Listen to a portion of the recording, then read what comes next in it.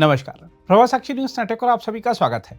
उत्तराखंड सरकार ने सभी जिलाधिकारियों को अवैध मदरसों के वित्त पोषण के स्रोतों का पता लगाने का निर्देश दिया है। इसके साथ ही अवैध दरगाहों के खिलाफ बुलडोजर एक्शन भी तेजी से चलाया जा रहा है। इस मुद्दे को लेकर राज्य की राजनीति भी गर्मा गई है। पूर्व मुख्यमंत्री हरीश रावत ने मदरसों और दरगाहों का पक्ष लिया है, तो बीजेपी ने उन पर तीखे सवाल उठाए हैं। हम आपको यह बता दें कि उत्तराखंड सरकार ने राज्य में 100 से अधिक अवैध मदरसों को सील कर दिया है। इसके साथ ही सभी जिलाधिकारियों की ओर से अवैध मदरसों को मिल रही फंडिंग की जांच के जो आदेश दिए गए हैं, उसके बारे में बताया जा रहा है कि इस दौरान यह पता लगाया जाएगा कि मदरसों को किन स्रोतों से धनराशि मिल रही थी और वे किस उद्देश्य से इसका इस्तेमाल कर रहे थे। जांच का उद्देश्य यह पता लगाना है कि कहीं इन मदरसों को हवाला के माध्यम से तो पैसा नहीं मिल रहा था। बताया जा रहा है कि अधिकारियों को जांच कर अपनी रिपोर्ट सीधे मुख्यमंत्री कार्यालय को सौंपने के लिए कहा गया है। हम आपको बता दें कि मुख्यमंत्री पुष्कर सिंह धामी ने हाल ही में कहा था कि राज्य में अवैध मदरसों के खिलाफ कार्रवाई जारी रहेगी। उन्होंने कहा था, बड़े पैमाने पर अवैध मदरसों का संचालन गंभीर मामला है। इसकी जांच के लिए अधिकारियों को आवश्यक निर्देश दिए गए हैं।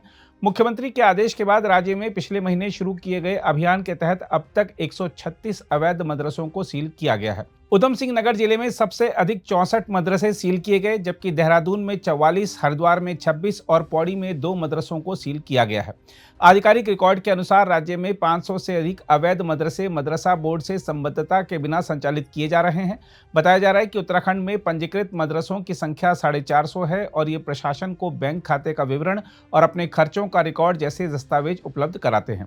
दूसरी ओर बीजेपी ने उत्तराखंड में अवैध मदरसों के खिलाफ सरकार की कार्रवाई का विरोध करने पर पूर्व मुख्यमंत्री हरीश रावत को आड़े हाथ लेते हुए कहा है कि कांग्रेस नेता तुष्टीकरण की राजनीति करने के लिए किसी भी हद तक जा सकते हैं। बीजेपी की उत्तराखंड इकाई के प्रवक्ता विपिन कैंथोला ने कहा है कि अवैध मदरसों के बंद होने पर उन्हें क्यों भयभीत होना चाहिए, जब पूरी देवभूमि को लग रहा है कि अवैध मदरसे बंद करके पुष्कर सिंह धामी सरकार बहुत अच्छा काम कर रही है, तो हरीश रावत को पीड़ा क्यों हो रही है। विपिन कैंथोला ने कहा, उनके बयानों में झलकता दर्द यह बताने के लिए काफी है कि आज भी वह मुस्लिम तुष्टीकरण की राजनीति करने के लिए किसी भी हद तक जा सकते हैं।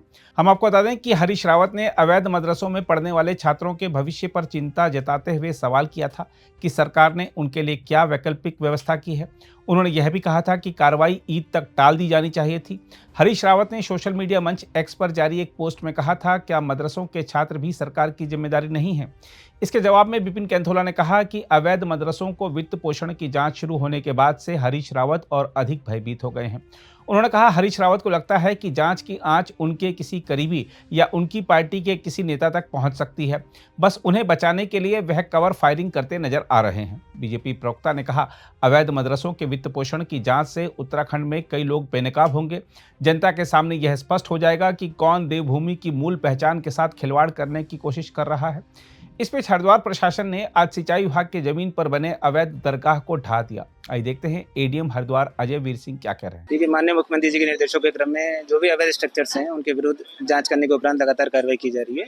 जो ये मजार आज अवैध थी जो हटाई गई है, यूपी सिंचाई विभाग की जमीन पे थी। ये सुमननगर चौकी क्षेत्र कोतवाली रानीपुर में पड़ता है और यहाँ पे यूपी सिंचाई विभाग द्वारा 10 तारीख को नोटिस लगाया गया था, जिसमें 10 दिन का समय दिया गया था। समय देने के उपरांत भी पर्याप्त समय दिया गया और शांतिपूर्वक तरीके से पुलिस बल की मौजूदगी में अवैध मजार को हटाया गया। कार्रवाई में कितना समय लगा था, वो किस तरह? क्योंकि कार्रवाई करने में हमारी तरफ से पर्याप्त संसाधन रखे गए थे, इसलिए कार्रवाई को करने में मात्र 1 से 1.5 घंटा के हमें समय लगा है और हमारे द्वारा यहाँ पे विधिवत तरीके से पूरा ही जितना अवैध स्ट्रक्चर था पूरा ही हटाया गया है और इस संबंध में आगे भी निरंतर कार्रवाई जारी रहेगी। ऐसे और कितने स्ट्रक्चर्स हैं जो देखिए, जो भी मामले संज्ञान में आते हैं, प्रकरण संज्ञान में आते हैं, उस संबंध में विधिवत तरीके से नोटिस देने के उपरांत कार्रवाई की जाती है।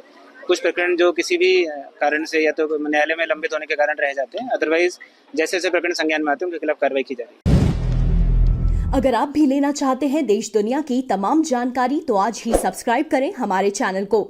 साथ ही नीचे दिए बेल आइकन को जरूर दबाएं ताकि हर अपडेट आप तक पहुंच सके।